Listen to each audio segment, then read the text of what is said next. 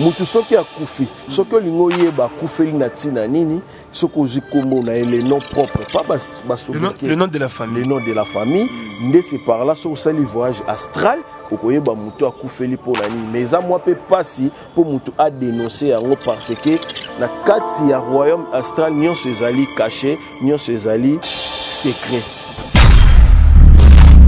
La mutu papa mais bako c'est la mutu maman te ezali impossible. Maman azali base puis azali mère, il y a difficulté, il y a bonheur, il y a souffrance na vie, il y a mwana na ye. Yango moni soki maman boti bana alingaka te kolobela bana mabe parce que c'est lui qui est azali maîtresse ya bana wana comme père comme mère. Nyonso ezali négocier na procédure nyonso o mutu akolinga o obotaka te soko lingo boto kobota na procédure ba opesa soki kobota na claircir moi muke soki bakata o ba trompe ba baluso matrice c'est impossible hein? Moi je te dis même mutu ko contredire na azalité o nazoloba na yebi o nazoloba mutu bakata ba trompe ba moi si bakata ba trompe ba baluso matrice ko kobota te c'est impossible ata epanganga ata akepanganga ata akepa abe akepa na c'est impossible. Il était italien, c'est lui qui m'avait enseigné chamanisme et pouvoir réel. Chamanisme et pouvoir réel, ça dit tout simplement c'est la communication au monde de la mort, dans le monde des vivants. Donc toi, tu as une capacité à solona ba ba kufa. C'est ça qu'on appelle chamanisme. Corps ezali enveloppe oyo tozali na yango soki muta kufi et comme la poussière. Mais laisse-moi te dire, différence ezali awana âme et esprit. Esprit est réservé pour Dieu. Dieu c'est une nature parce qu'il existe. Soit aujourd'hui âme ezali na force et manifestaka. Plutôt peut-être ndingo kaka baliaki mutu bayungola kiye mutu oyo akufi na liwa oyo tangu nzambe apesaki na mokili oyo asala ekokite mais akufi na souhaito na volonté ya mutu. Tant âme ezali na force et ko banda ko manifester bisika nyonso na mutu oyo asalaki ye mabe. Toza na mysticisme et puis toza na pouvoir ancestral oyo ezali ko diriger monde. Mais na nyonso wana nazali ko loba eloko ezali ko diriger ngo ezali ka ba force mibale. La force de l'énergie positive et la force de l'énergie négative.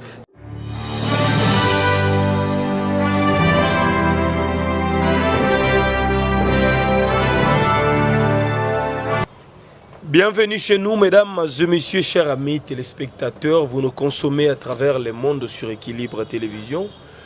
Nous sommes là devant vous, Jérémy Luemba, les renards du désert. On va essayer de parler sur les choses de l'esprit avec cet invité spécial qui nous revient de quelque part. Est-ce que fondement est vrai ou faux? Je crois que tout à l'heure, vous redécouvrez notre invité, il est là. Bonjour maître. Oui, bonjour frère Jérémy. Voilà, c'est un grand plaisir d'être avec vous, à travers le monde. D'abord, votre identité, il s'agit de qui et pour en fait?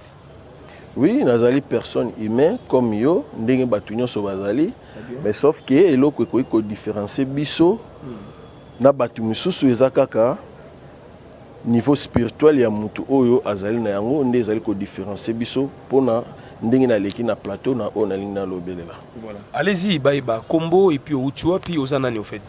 Combo na ngai ezali zola mais batu babanga tende na lati boye naza abete, naza pasteur te, naza ngangate mais je suis comme guide spirituel. Mon nom c'est Père Zola. Mais combo na ngai zola babakisi père par rapport ya makambo oyo na salaka. Père Zola, merci. Je crois que votre balandi biso, est-ce que toi tu as même origine à yo? Obiman église catholique ou bien comment? Oui, merci pour la question. On a zali mutu o atangi mingi une école catholique mais na bimina catholique te. Normalement na zali mwana kisasa na botami awa na commune ya Njili. Tangu papa na mama baye ko kufa nde makoki ezalaki lisusu te. Noko alongwaki na ville ya Matadi aye ko zwanga nde amemaki nga na Matadi pour continuer classe. À l'époque, en 1997-98, j'étais d'abord en première, pardon, en 6e primaire, une école primaire. Dans on a silisi yango, le quoi on a collé mois d'août, calme, oncle Alinga qui mingi, nakoma abbé un jour.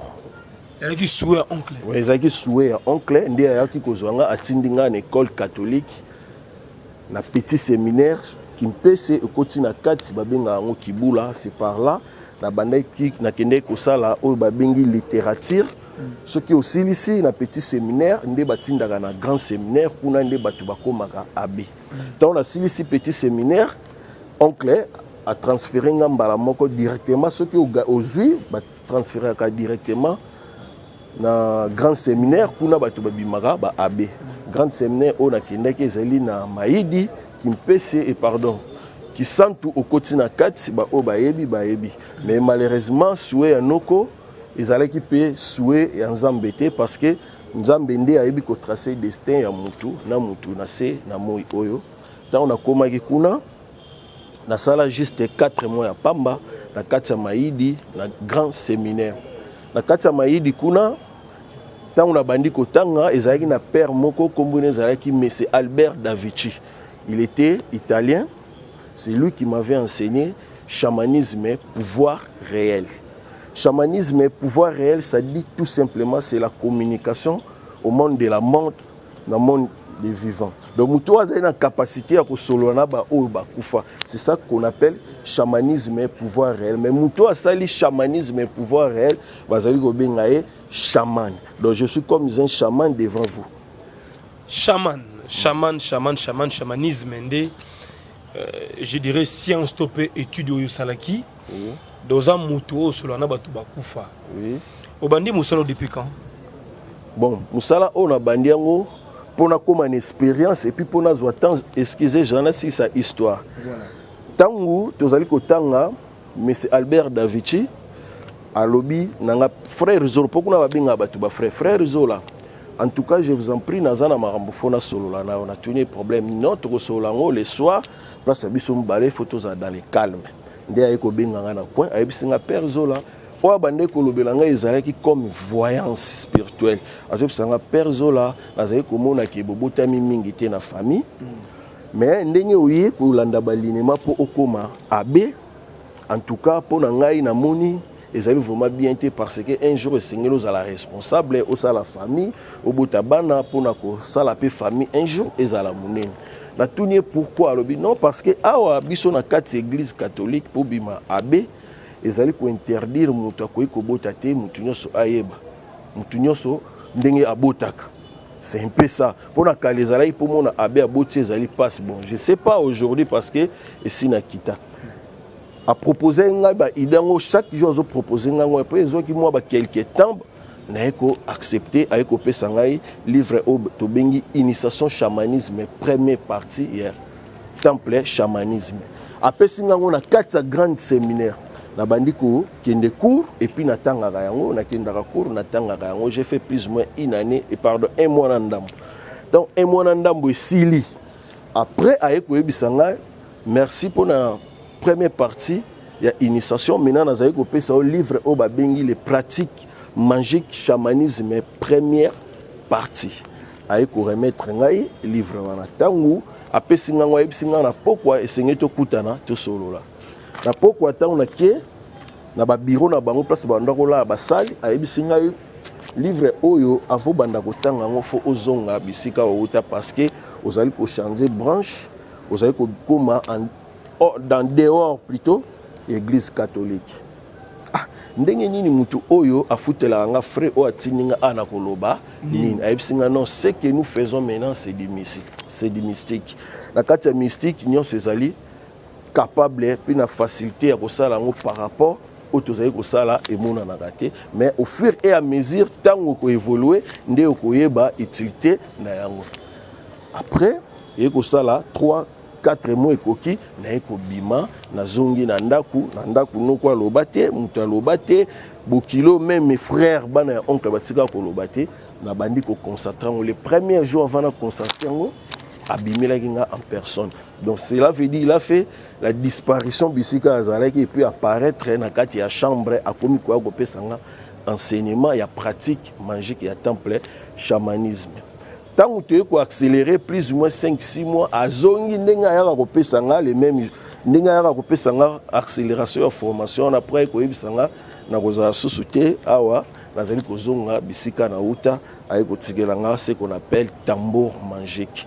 Tambour magique ezali lokola sani, ezali lokola livre oyo ekabwani na biteni ebele problème nyonso oyo ezali na cas spirituel esili kozala na kati ya tambour magique.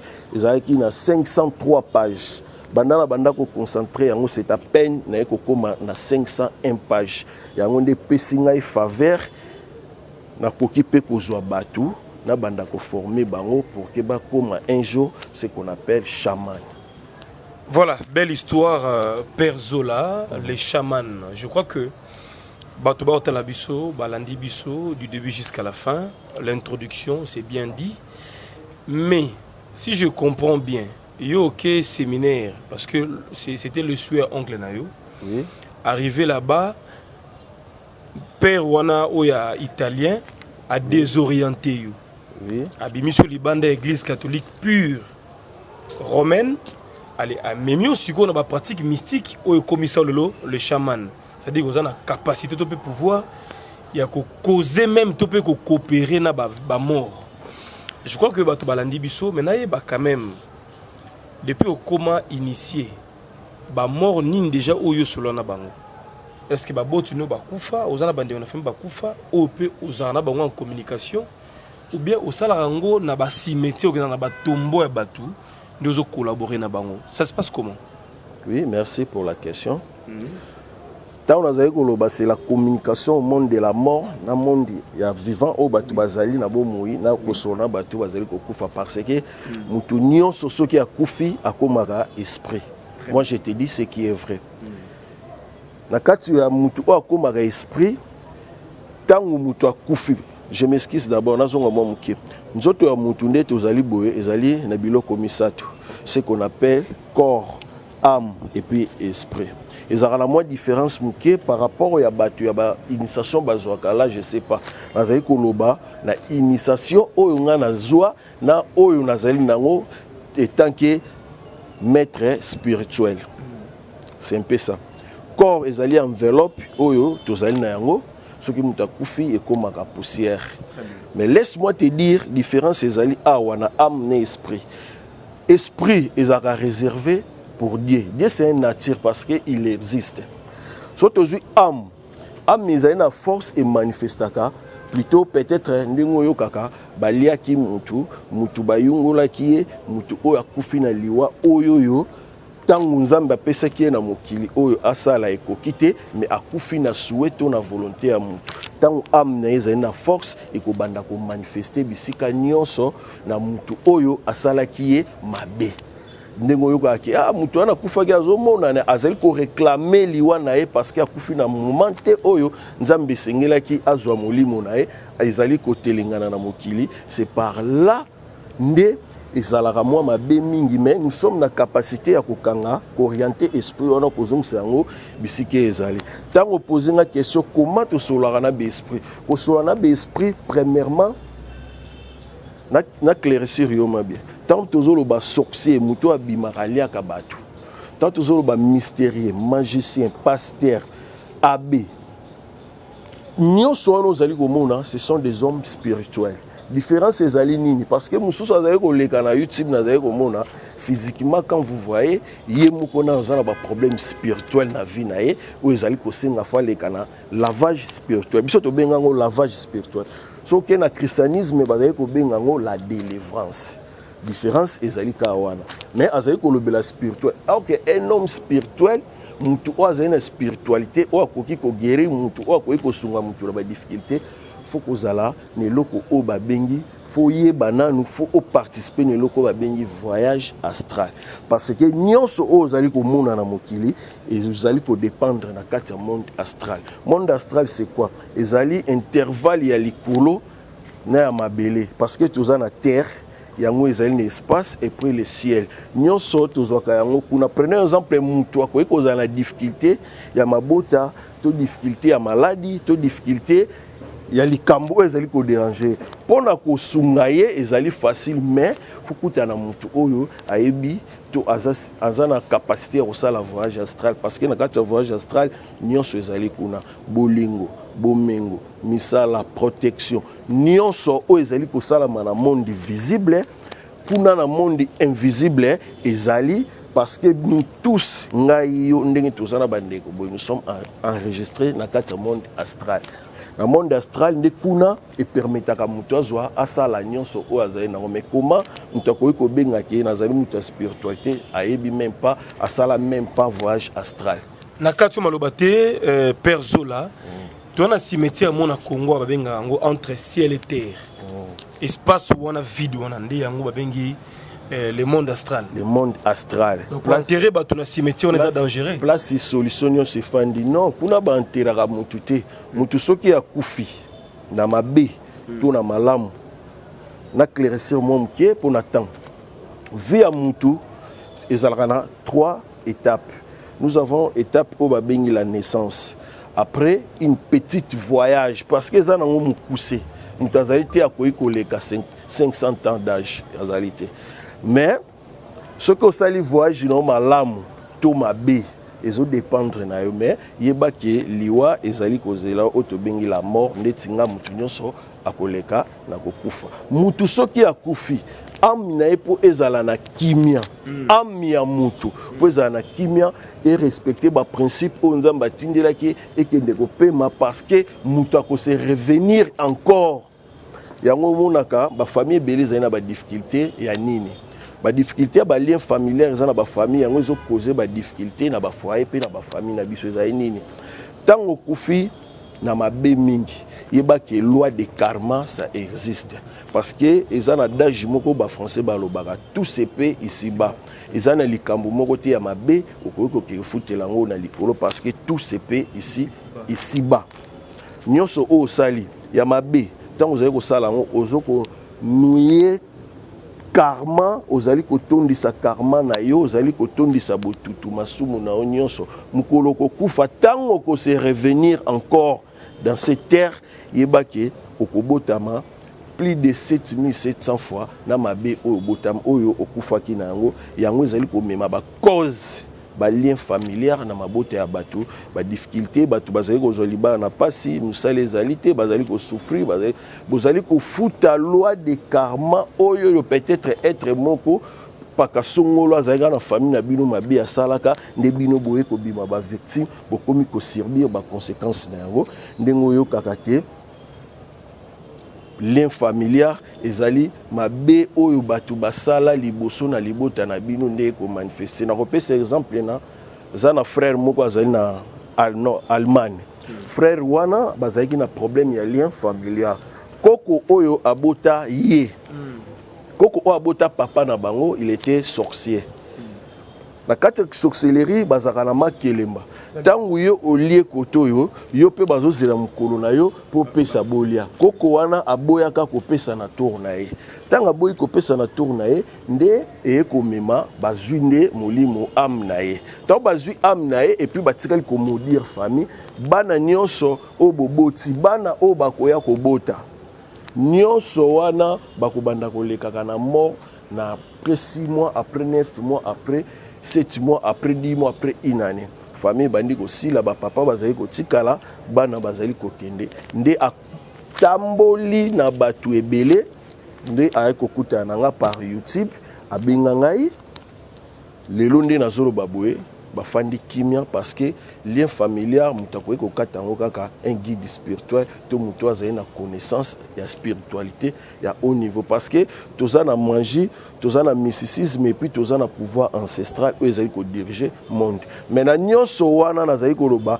eloko ezali ko diriger ngo ezali ka ba force mibale la force de l'énergie positive et la force de l'énergie négative quant à vous et quant à nous tokopona nzela nini oyo tokoki kolanda parce que mais le moko bosani bosani pe la prière existe parce que prière n'est qu'à travailler en solo tabato bako taba jeune bako ba retraite bako ko sambela mona ba sambeli bakati pe lien pe ya botutu ya esprit de mort ya sorcellerie to pe ya pauvreté aussi la peine à prière papa ozo pensa ba élément ebele mais ozo longo la prière même on a la salle de prière prière na va exaucer avant nzamba s'occuper nango premièrement il faut qu'on soigne ce qu'on appelle karma. Karma na yo soki ezali ya mabe yeba ke nyonso ozali kosambela este barrage espace ya maloba na yo na espace ya nzambe. Nzambe akozo azali koyoka yo te parce que l'église nyonso ozali komona eloko ezali koboma yango parce que beaucoup de pasteurs sont basés beaucoup plus d'argent bazali koluka mbongo po s'enrichir, mais tandis que azali kobosana ko guider batu na nzela oyo ya malamu kopesa batu toli ya malamu. Et puis pour être d'abord pasteur, il faut être interpellé, il faut avoir la vocation, il faut nzambe apona yo ndenge zaki na kala ozali kotambola ka boite oyebi kotanga te puissance nzambe quitter le pas au bandi ko sala bikamu ici au bandi koteya tu commences à guérir des malades au bandi ko bikisa c'est par là nde ezali malade mais tant théologie ye ezali nde esika oyo ezali ko pengwisa mingi maloba na nzambe parce que mutu azali na misala ya mabe ake kolanda cours ya théologie pe ayeko bima pasteur azu église bandi ko diriger bato ou bien papa Koufi y a remplacé. Voilà, c'est ça qui cause maintenant beaucoup plus de problèmes par rapport que nzamba pona été mais yemoko asali na volonté nae. Laisse-moi te dire eloko ezali mutuya na yaki ne livre oyo batu babengaka ngo ba chrétien parce que ezali les psaumes. Ba chrétien ba yebi yango. Explication. Mais les psaumes on les a inclus dans la Sainte Bible. Oui. Aux asiko livre à part les psaumes. Les psaumes c'est quoi? Les psaumes ba chrétien belé batanga comme livre bazali kotanga comme azo relire kaye nae azotanga loko azotanga journal nae parce que pour se manifester faut avoir des pratiques mystère au kosala pour que nyonso kosenga ekokisama. Prenez exemple mutazala baka ya délivrance. Na kosala ngo kaka na Bible oyo les psaumes. Au pesinga non poste non prénom na kombo ya mama oyo abota bino parce que na mukili bakoyi kokosela mutu papa mais bakosela ka mutu mama te ezali impossible. Mama azali base puis azali mère, il y a difficulté, il y a bonheur, to ya souffrance na vie ya mwana na ye. Yango moni soki mama boti bana alingaka te kolobela bana mabe parce que c'est lui qui est azali maîtresse ya bana wana comme père comme mère parce que yemuta mimaki 9 mois na libumu. Na kati ya livre oyo ezana ba pratique oyo mutakoyi kosala bisika nyonso azwami na problème nyonso zali nango. Na kati ya livre oyo tu peux appeler un ange de l'abondance yo moko na kati ya ndako bisika ozali. Il suffit kopesa kaka kombo na yo non poste non prénom le vrai nom, je dis pas ba sobriquet ba kombo oyo ba ya lukuta vrai nom d'origine na yo na kombo ya maman. De c'est par là ce que nous devons faire ce qu'on appelle la prestation magique. La prestation magique cela veut dire comme petite demande de côté ici dans le monde astral il faut répondre biso et répondre ngai nde ko pesa ba linéma ya prière on a ko pesa pour que tu sois guéri na o nyonso même obotakate. Même aux anambasso parce que beaucoup de gens basés sur les canaux basés sur les plateaux basés sur le pouvoir ancestral ils allaient puissance ou ils allaient très puissant ou ils allaient trop même riche et comme ça moto riche faut comme ça bateau riche parce qu'ils ont la force mais attention parce que beaucoup de gens basés sur les plateaux azali kolobala makambo o ayebité ozali kolanda azali koyoka batu bazali kolobela mingi même kodia na ba télévision na ba non kodia chaque tribu surtout chez nous en Afrique nous avons ce qu'on appelle pouvoir ancestral et ce qu'on appelle richesse familiale parce que le vrai nom d'un kodia c'est le nom richesse familiale ils ont ba famille pe na ba tribu nyonso ndenge tozali bo comment mutoko koleka na plateau alobake na kopesa bino kodia. Est-ce que ce que vous avez banyanga bazali na coutume na bango baluba bazali na coutume même na libala na ebité so na kosi mutu na coutumier basenga biloko voilà basenga biloko selon coutume na bango comment yo mungala to mukongo kozwa okozwa kode ya bato pese na maboko non Nkodia ezali puissance très puissant d'ailleurs ngana ko simba kodia baluba te parce que naza mu Congo mais naza na puissance naza na ba forme on a ko sala voyage astral na ke ko sengelo aide ancestral et pas ya ba koko na bino bango ba ko guider biso qu'est-ce que nous pourrons faire pour na ko pesa ba pesa yo eloko ngate na peso c'est e bango nde ba ko zoba ko tikelo parce que c'est votre coutume naza na puissance ya ko simba yango te deuxième vol na ngina lobanini batu bazali ko lobele loko babengi nde na zolanda na télévision porte-monnaie magique tapé porte-monnaie du bonheur na ko claircir moi moké porte-monnaie les alliés à deux sortes. Nous avons la porte-monnaie magique et la porte-monnaie du bonheur. Nous sommes baléana mutapé sarango mutuna maboko boete c'est défendu. Et puis européen c'est un ndengeni parce que transaction magique et ça la marana mutasala ngo eza esprit auto za ko benga être les entités. Bango basala kayango transaction wana. Ngana ko zongo na ko simba ngote parce que c'est votre identité, c'est votre nom. D'origine abino nde tokosela nde esprit akoya kotikela yo yango ye moko bisika nyonso ozwami porte-monnaie magique ce qui mutayebi sur porte-monnaie magique ko bimisa 5 000 to 4 000 $, je vous assure nayebi o nazolo ba c'est des mensonges bazali ko kosa batu ebele pour la porte-monnaie magique magique eza na capacité ya ko bimisa $100 et ce qui na $2500. Ezwamaka ndenge nini nyonso wana ezali na deux volets tozali na volet oyo tozobenga la force de l'énergie positive et la force de l'énergie négative na kotia yo témoin mutu nyonso oyo ayebi kaza na mbongo te aza na posa porte-monnaie magique nga mutu akopianga mbongo te parce que so naza posa mbongo be esprit bakoya kopesa nga mbongo je vais faire interpellation mysticisme siko na tindi être digne na kati ya Serbie du Nord kuna temple chamanisme fandi parce que d'origine ngo za kuna bako soit être akoya kotikela nga mbongo na poche ndenge na fandi boy ozolanda soki olingi na force de l'énergie négative na kopesa yo yango parce que porte-monnaie nyonso ezala magique to du bonheur et bandina 3 mois, 6 mois, 9 mois, une année, ce qui n'a 5 ans, et un contrat, et puis c'est renouvelable. Esprit à quoi que c'est un côté pour du bon parce que les alliés musala au PC aya kokozula ka ombongo atiki la ona 4. Ce qui te lobby na force de l'énergie positive. Kuna ezali ko talisa biso nyonso o mutazeli na yango posa na monde mystique esprit za na capacité ya kotekela mais retourne esprit ezali kaka na offrande divine. Prenez exemple mutu azui porte-monnaie magique chaque jour bimselaka $1000.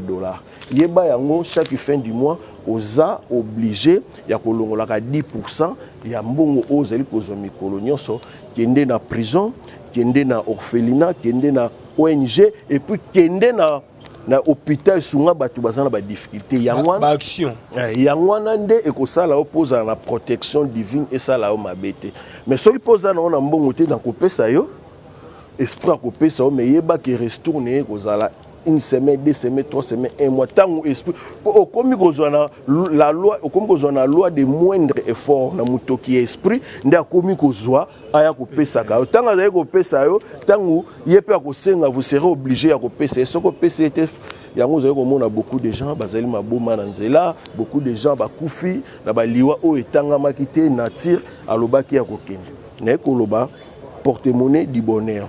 Porte-monnaie du bonheur, c'est quoi? Les alliés porte-monnaie, où ils après une semaine. C'est différent de porte-monnaie magique. Voilà. Ce qui est en lelo, il y a des samedi, mais quand on a monté les alliés élevés, ils bandit na 2500, c'est ce qui na $25,000.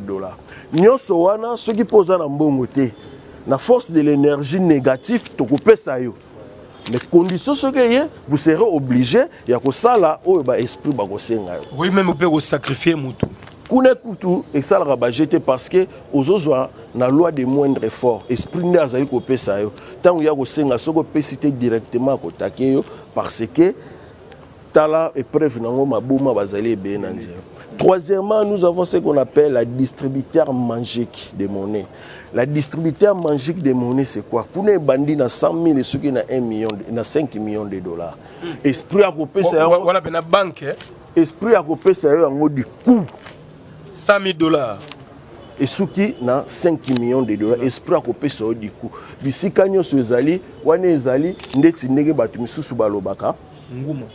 nguma toni non mais pour awa ezali tozali kotala tokoki kozwa même chassé tokoki kozwa même valise même cantine même god okotia bisika nyonso ozwami condition oyo yo kolinga na procédure tosalela nous serons obligés à kosalela soki okoka kokende te na procédure oyo esprit positivité la force de l'énergie positive aucun on a négativité mais esprit bakopesa yo mais tant conséquence goya vous serez aussi obligé yako pesa bango oyo bango bazali na yango posa parce que wana ndi ba courte joie Monsieur Bena 100 000 balles, 5 millions au liango pour Koufimba.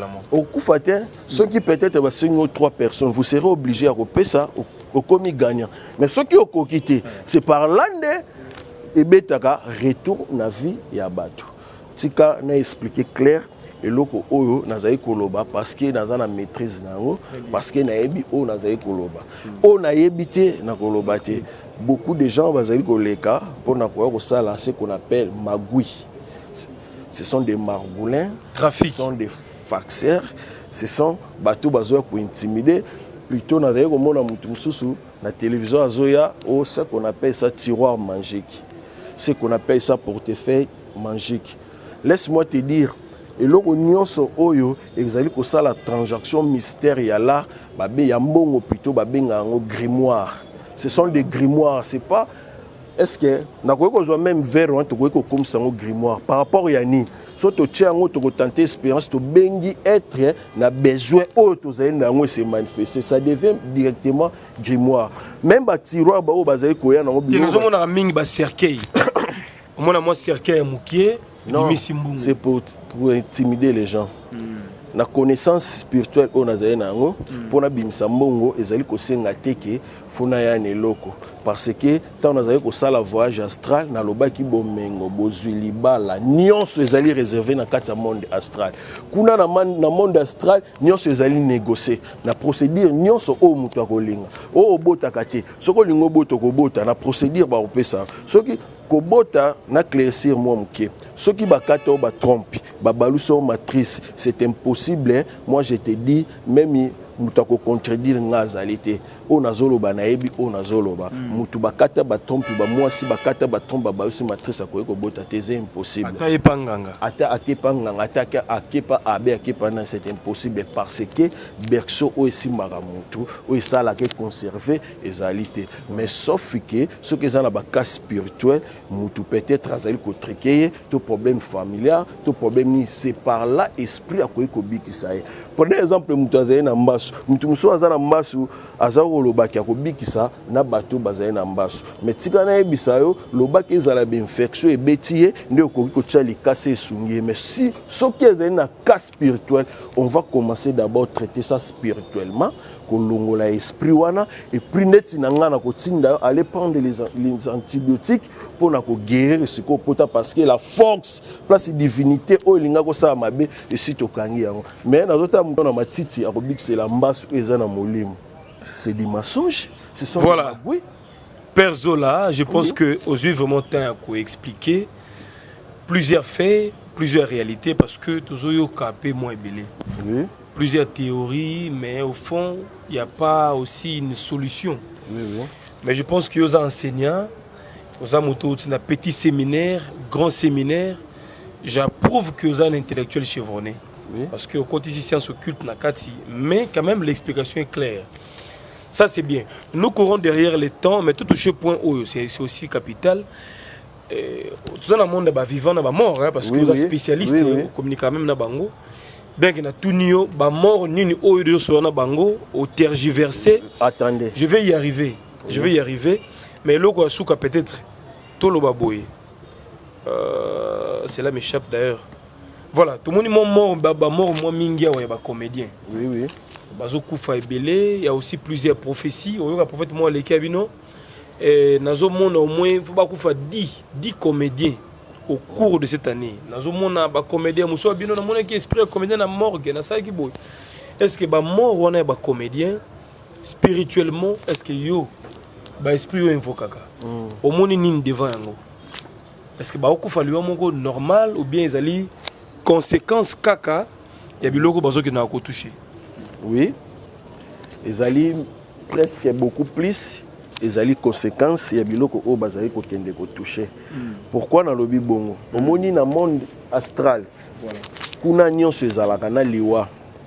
Mutu soki likambo ya mabe asali to elingi ezwaye ebomaka nanu ce qu'on appelle eloko ezoka liboso ezali âme.